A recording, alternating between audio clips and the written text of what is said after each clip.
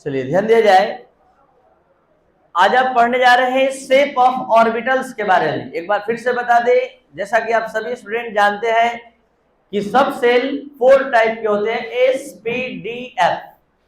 तो इन सभी सब सेल में जो भी ऑर्बिटल्स प्रेजेंट होते हैं उसके शेप के बारे में डिटेल नॉलेज आज के क्लास में लेने जा रहे हैं। सबसे पहले स्टार्ट होता है शेप ऑफ एस ऑर्बिटल।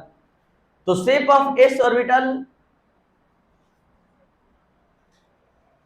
में सबसे पहला पॉइंट है कि इस ऑर्बिटल के लिए जो एल का वैल्यू होता है, it means azimuthal quantum number का वैल्यू होता है वो 0 होता है, और जो मैग्नेटिक क्वांटम नंबर का वैल्यू होता है वो भी 0 होता है, क्योंकि एल का मान जब जब 0 होता है तो एम का वैल्यू भी क्या होता है, 0।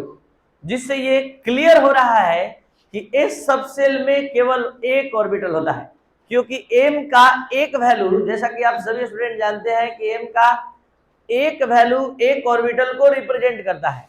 तो यहाँ एक वैल्यू वन वैल्यू आना इस बात का प्रूफ है कि इस सबसेल में केवल एक ऑर्बिटल होता है। इसके बाद एंगुलर मोमेंटम इस सबसेल के ऑर्बिटल का निकाल रहे हैं, तो एल का वैल्यू पर डिपेंड करता है। एल का वैल्यू 0 है, तो हम यहाँ पर square root L L plus 1h/2π फॉर्मूले में एल का मान 0 रखकर सॉल्व कर दिए, तो आ गया कंप्लीट 0। ये 0 आना इस बात का प्रूफ है कि इस सबसेल का जो शेप होता है, इस सबसेल का जो शेप होता है वो स्फेरिकल होता है।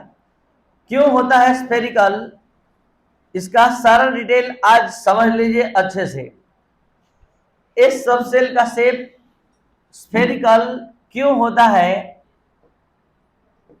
जब जब एंगुलर मोमेंटम का वैल्यू 0 होता है तो इलेक्ट्रॉन क्लाउड का फैलाव हमेशा सभी डायरेक्शन में इक्वल होता है। बताइए तो वो कौन सा ज्योमेट्रिकल फिगर है जिसका फैलाव, एक्सपेंडेशन सभी डायरेक्शन में इक्वल ही होता है? रेक्टेंगल, स्क्वायर, सर्किल, क्या?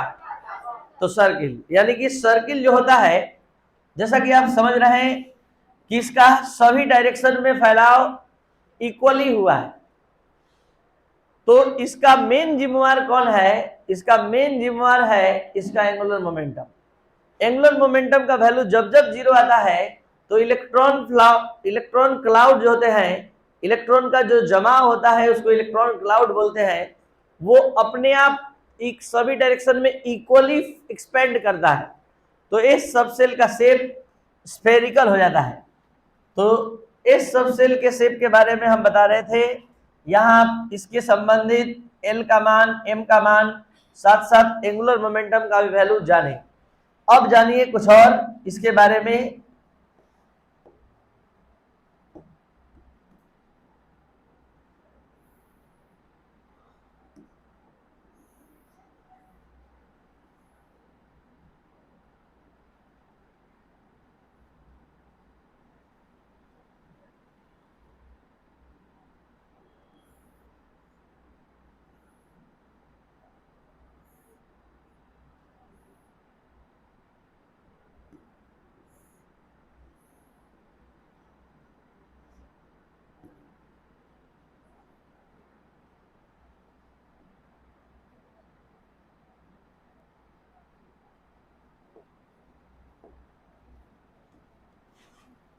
देखिए, अब से हम एक सवाल करें कि मान लीजिए ये फर्स्ट ऑर्बिट है, ये सेकेंड ऑर्बिट है, ये थर्ड, ये फोर्थ, ये फिफ्थ। इसका जो सेंटर है वो ये है, और इसका भी सेंटर यही है, इसका भी सेंटर यही है, और इसका भी सेंटर यही है।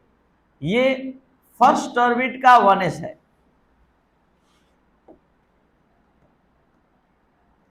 ये फर्स्ट ऑर्बिट का 1s है, तो ये सेकेंड ऑर्बिट का 2s है, ये थर्ड ऑर्बिट का 3s है, ये फोर्थ ऑर्बिट का 4s है, तो ये फिफ्थ ऑर्बिट का 5s है। कोई s, 1s, 2s, 3s, कोई भी s, सबका सेंटर सेम है।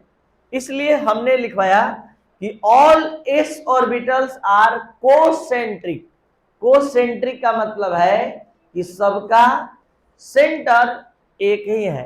हिंदी में इसको सकेंद्रीय बोलते हैं, जिसका केंद्र समान हो, सेंटर सेम हो। नेक्स्ट पॉइंट है, अभी हमने बताया कि all S orbital are concentric.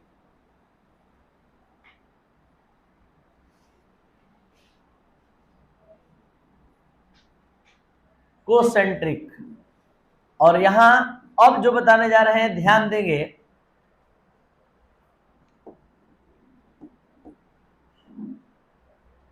अब अगर हम आपसे बोले कि 1s का शेप बताइए तो स्फेरिकल, 2s का बताइए स्फेरिकल, 3s का बताइए, सबका स्फेरिकल, लेकिन शेप में तो सेम हो गया, लेकिन एक 1s का बात करें, 1s का बात करें तो 1s, 2s,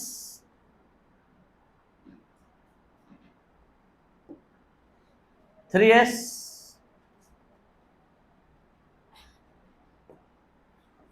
क्या ये बात समझ में आ रहा है? शेप में सबका जवाब एक ही है, स्फेरिकल, लेकिन साइज में लगातार 1s से अधिक साइज 2s का, 2s से अधिक साइज 3s का, और यही ऑर्डर सेम एनर्जी का भी। एनर्जी में 1s से अधिक एनर्जी 2s का, और 2s से अधिक एनर्जी 3s का। तो each s orbital are similar in shape but dissimilar in size and energy। जो बोल रहे हैं दिख रहा है, साइज डिफरेंट है और एनर्जी भी डिफरेंट। अब बात करते हैं नोडल प्लेन का। ये नोडल प्लेन क्या होता है?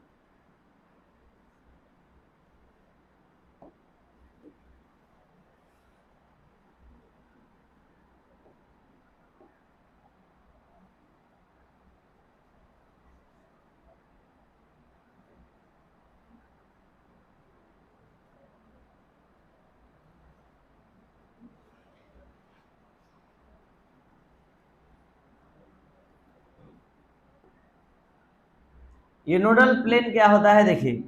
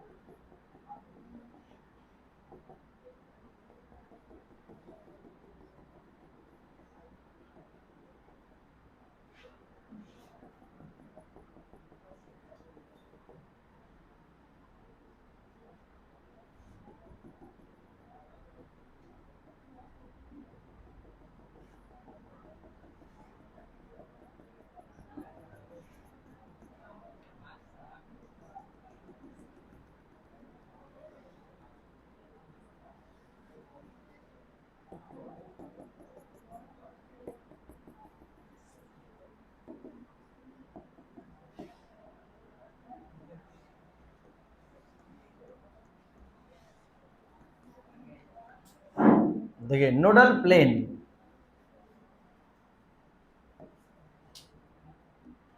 क्या होता है? A place where probability of finding electron is zero. वह स्थान जहां इलेक्ट्रॉन पाए जाने की प्रायिकता, प्रोबेबिलिटी जीरो होती है। बट देखिए बाद में पेंटिंग, तो यहां 1s और 2s के बीच का ये गैप, 2s और 3s के बीच का ये गैप, 3s और 4s के बीच का ये गैप क्या कहलाता है? नोडल प्लेन कहलाता है।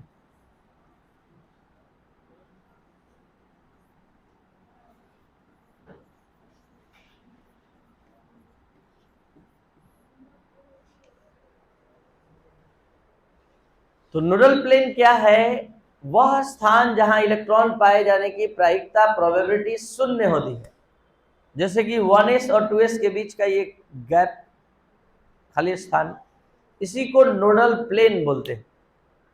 अगर आपको नोडल प्लेन अच्छे से समझ में आ गया तो बताइए इस पूरे स्ट्रक्चर में, एटॉमिक स्ट्रक्चर में कुल कितने ऑर्बिट है? 5। अब नोडल प्लेन काउंट कीजिए। नोडल प्लेन 1 2 3 4, यही ना हुआ।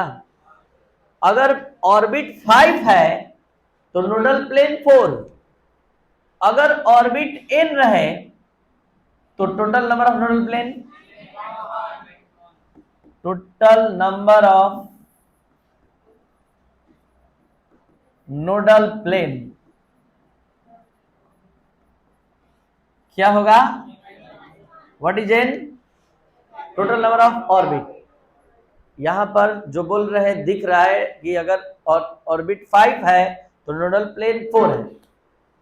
तो अगर ऑर्बिट 10 होगा तो नोडल प्लेन, अगर ऑर्बिट n है तो एक कम होगा। एक कम को कैसे बोलेंगे? n-1, where n equal number of orbit. तो हमने बोला था समझा लिखवाने क्रम में कि जैसे ही हम समझाएंगे आप अपने से बता देंगे total number of nodal plane, और आप लोग बता भी दिए। लिख लीजिए n-1, इक्वल का साइन देकर तैयार है आप। n-1 total number of nodal plane का फॉर्मूला है ये n-1, where n equal total number of orbit, where n equal total number of orbit.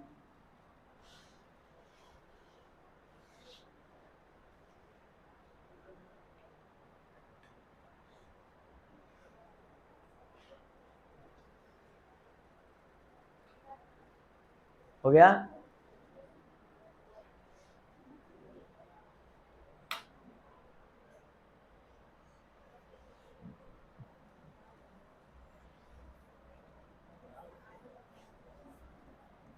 आप लोग हेडिंग नहीं देंगे, समझेंगे। Shape of p orbitals,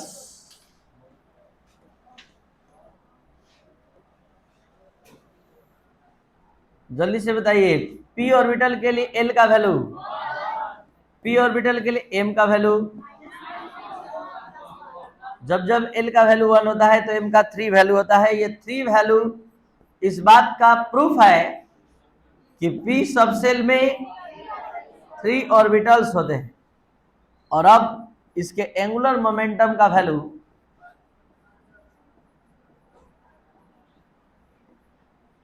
angular momentum का value square root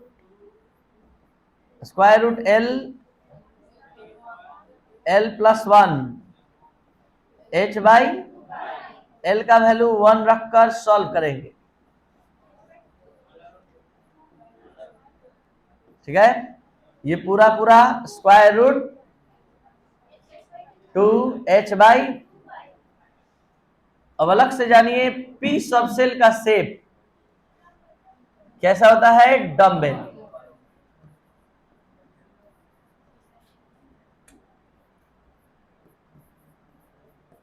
dumbbell shaped होता है। अब p सबसेल में भी कितने ऑर्बिटल होते हैं? 3 ऑर्बिटल होते हैं। तो 3 ऑर्बिटल होते हैं तो इस 3 ऑर्बिटल का अपना अपना नेम होता है जो आपको बताया जा चुका है। एक का नेम होता है, दूसरे का, तीसरे का pz, px, py, pz।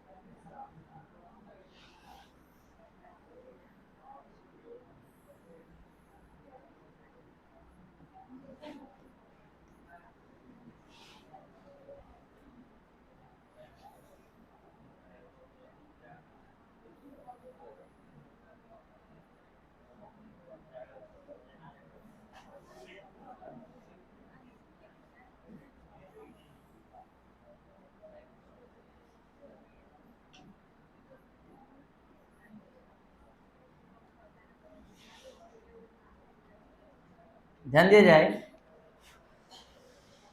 P सब सेल के ऑर्बिटल्स का शेप डम्बेल शेप्ड होता है और पी सब सेल में 3 ऑर्बिटल्स होते हैं। अगर पी एक्स को रिप्रेजेंट करना हो तो ये डम्बेल एक्स एक्सिस पर होगा, पी वाई को रिप्रेजेंट करना हो तो डम्बेल वाई एक्सिस पर, और अगर पी जेड को रिप्रेजेंट करना हो तो डम्बेल जेड एक्सिस पर। इस डम्बेल में यानी कि अगर हम बात करें कि एक डम्बेल में 2 लोब्स होता है, इसको हम लोब्स बोलते हैं इसको, और ये 2 लोब कैसे काउंट हो रहा है, 1 2, यानी each p orbital has 2 lobes, each p orbitals has 2 lobes, दिखाई दे रहा है सबको, and each lobe have same electron density, सभी लोब में इलेक्ट्रॉन डेंसिटी क्या होता है, सेम होता है। तो ये है p सबसेल के ऑर्बिटल्स, ये है p प्रत्येक p ऑर्बिटल का एक एक लोब, तो टोटल 2 लोब से मिलकर एक ऑर्बिटल का फॉर्मेशन होता है। And each lobes have same electron density. तो complete shape of p orbital के बारे में, पी ऑर्बिटल लोब्स बोलते हैं, ठीक है।